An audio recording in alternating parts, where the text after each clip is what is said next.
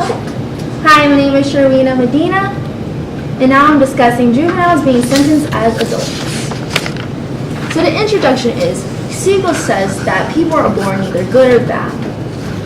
So which means that crimes can be passed down by social or psychological traits made by their self and environment. It also can happen with factors such as poverty, racism, and behavior. It can be caused by physical and environmental and social conditions to produce human behaviors.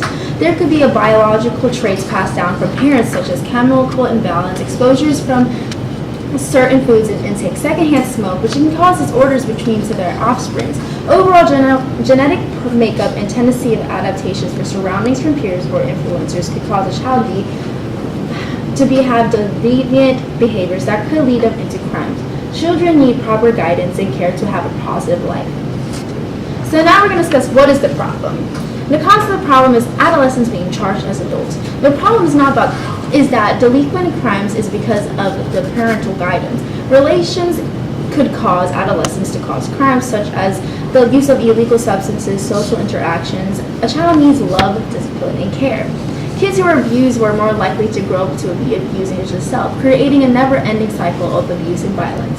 There has been a significant arrest for creating a never-ending cycle of abuse and violations. This can lead into a deeper dilemma for juveniles committing crimes that could lead them to being charged as adults. This is a serious problem that has been addressed by law enforcement. It needs to stop committing a serious crime at a younger age and could be cured with advanced guidance because of their poor backgrounds that make them commit crimes. For example, the parenting and early rejection may affect violent behaviors throughout life, which is conducted by Siegel 2018. So now we're going to discuss why is it the problem. Adolescents that are being charged as adults can have a serious problem because of 4 ways such as direct file waiver, excluded offense waivers, judicial waivers, and reverse waivers. Also, it is a problem because that this can lead them to be targeted as adult prisoners. Being placed in an adult prison can be unsafe and unable for adolescents because they do not have that mental capability in such environments in the adult facility. It's a huge problem because adolescents need time to grow and develop with guidance. Juveniles facilities provides a more supportive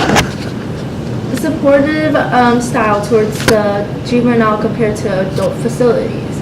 Youth have held in adult prisons and jails are 5 times more likely to be victims of sexual attacks or rapes than in the hold of the juvenile institution, said by Siegel 2018. Overall, this can lead to more suicides for juveniles that are placed in adult prisons than a youth detention center. Also, another problem for juveniles being charged as adults is there are more higher rates of returning back to prison or jail compared to juvenile centers. That shows that juveniles are not moving. So now we're going to discuss what does the scientific literature say about the problem. Nicole S. is a state attorney of legal services of Central New York. She discusses a scientific study conducting juveniles being charged as adults.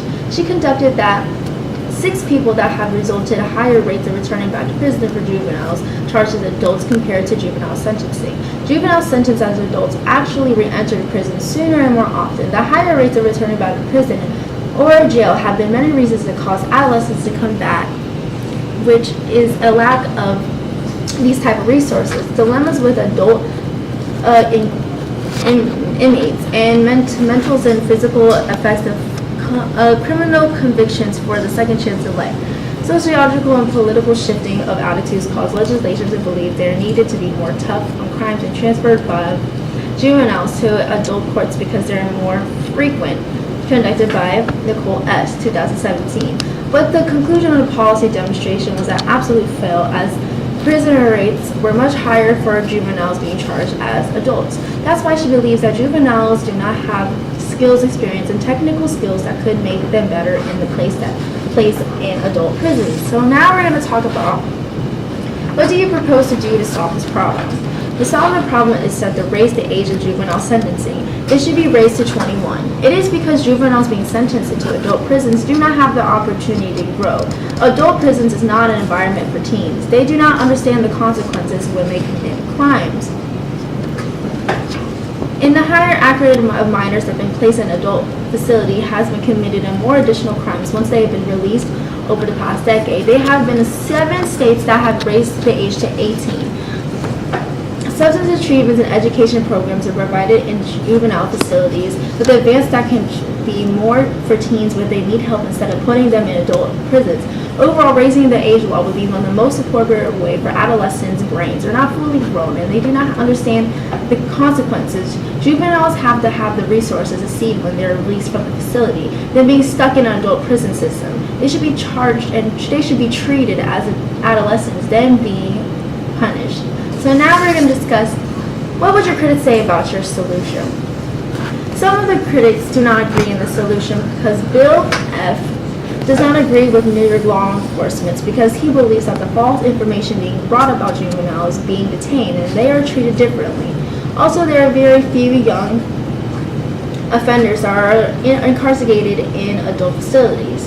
Waltz concluded that in 2015, state prisons have held estimated 1,000 prisoners. 17 of younger federal prisons in April held 21 prisoners under 18 and 2,240 inmates to 18 to 21 years old. Meanwhile, in 2015, fewer than 4,000 juveniles were in local jails. But overall, there is some evidence that recommend that prosecuting more young offenders in juveniles would conclude that the system would save taxpayers money. Rates are more lower and then teens are capable of a successful path making money and volunteer for the local economy. So now we're going to discuss the rejoinder of the criticism. The rejoinder of the criticism is raising the age to a juvenile court up to 21 can be difficult, but juvenile courts is much more effective than adult courts. But here are the differences between adults and juvenile courts. In juvenile options, the comparison believes that adult courts and the juvenile courts and the adult courts could have arrest but could have jail if they cannot make the bond. But in possible options for juveniles courts is that they have court referrals, no jail, and also may not have no bond. In the court system options, the comparison between the adult court and the juvenile court is that the adult courts could receive problems, incarcerations, and mandatory minimum, but the juvenile court is options that can have community sanctions, counseling, rehabilitations, job placements, engaging, and confidentiality. But for the individual impact, if juveniles were sentenced as adults, they would have criminal records which gives them less opportunities, such as education, employment, housing. If they were charged as adults, they would have to pay off for offending, higher health care, and county budgets. So now for the inclusion is that in conclusion, juveniles should not be sentenced as adults because juveniles that committed crime possibility have a poor family background support, adaptations, or surrounding the peers that could have them commit crimes. Minor brains are not fully developed until the age of 25, and majority of juveniles need special treatment and guidance to allow them to develop and understand the consequences. In adult prisons, there's a higher chance that if juveniles were placed in an environment to the world, they will have more suicide rates, sexual assaults, and returning back to prison or jail. The better alternative to solve the problem is to raise the law for juvenile sentencing, which is up to the age of 21, because it would help lower rates of returning back to prison or jail or overcrowdedness in prison and more. So thank you.